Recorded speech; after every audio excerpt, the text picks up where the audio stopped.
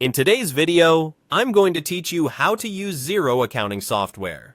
By the end, you'll know exactly where to go to manage your banking, understand your bank feeds, organize your accounts, and add fixed assets, all from within Xero's accounting menu.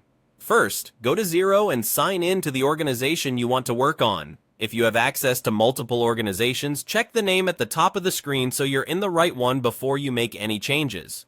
It also helps to use a modern browser and keep pop-ups allowed for Xero, since some connections and dialogues may open in a new window. Once you're on the dashboard, click on Accounting in the main navigation. This is your control center for day-to-day finances. From here, you'll see options for banking, your chart of accounts, fixed assets, and more, grouped in a way that mirrors typical accounting workflows. Next, click on Banking. This is where you control bank connections or link a new bank account to Xero. If you're connecting a bank for the first time, have your online banking login details ready. Xero will guide you through a secure connection so transactions can flow in automatically.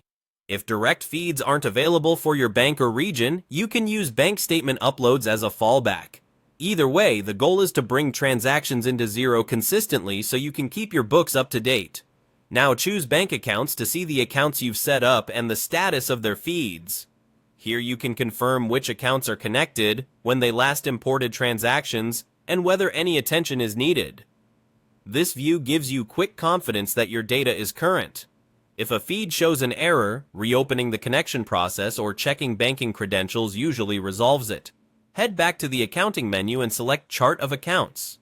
Think of this as the backbone of your financial reporting.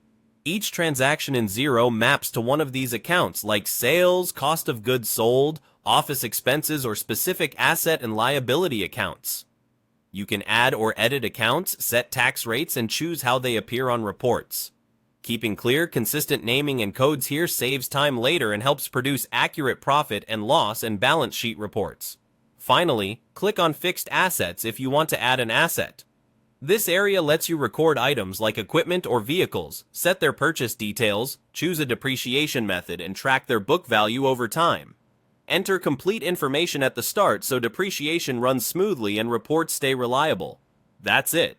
With these paths, accounting, banking, bank accounts, chart of accounts, and fixed assets, you have a clean workflow to keep your Xero file organized and accurate.